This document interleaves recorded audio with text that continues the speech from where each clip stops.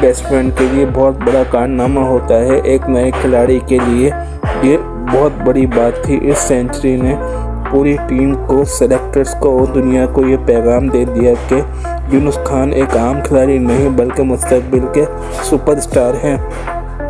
इनकी सबसे बड़ी खूबी इनका सुकून था। वो प्रेशर में घबराते नहीं थे।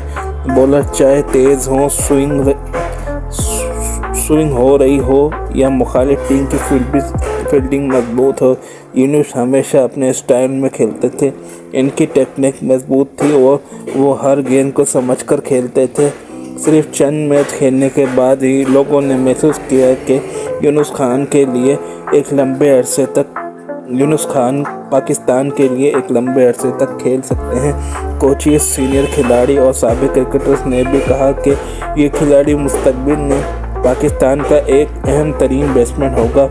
यूनुस खान ने खुद भी कभी पीछे मुड़कर नहीं देखा। वो हर मैच में मज़ीद बेहतर होने की कोशिश करते रहे।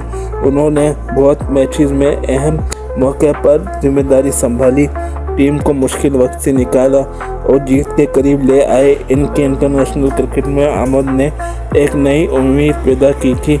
उम्मीद के पाकिस्तान के पास एक ऐसा बैट्समैन आ गया जो मुश्किल वक्त में टीम को संभाल सकता है। 2003 वर्ल्ड कप में पाकिस्तान की नाकिस कारकर्दगी के बावजूद वो टीम में बरकरार रहे, मगर बाद में फॉर्म में कमी के बाइस ड्रॉप हुए।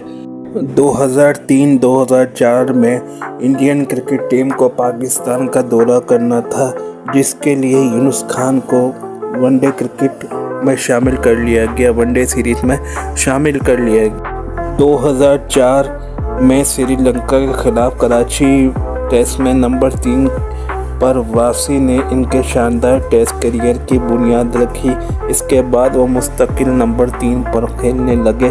ऑस्ट्रेलिया के खिलाफ ऑस्ट्रेलिया के अंदर वाइट वॉश में वो टॉप स्कोरर रहे और फिर भारत के 2004-2005 के दौरे पर उन्हें नायब कप्तान बनाया गया। सीरीज़ के आखिरी टेस्ट मैच में बेंगलुरु के मैदान पर यूनुस खान ने अपनी यादगार 267 रन की तारीखी इनिंग खेली, जिसने पाकिस्तान को फतह दिलाकर सीरीज़ बराबर करवाई।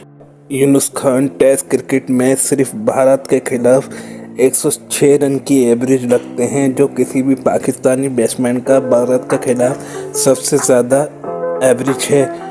2005 में कोलकाता में 147 रन्स, 2006 में भारत के खिलाफ 2 सेंचुरियाँ, 2006 में ही इंग्लैंड के खिलाफ हेडिंग्ली में सेंचुरी।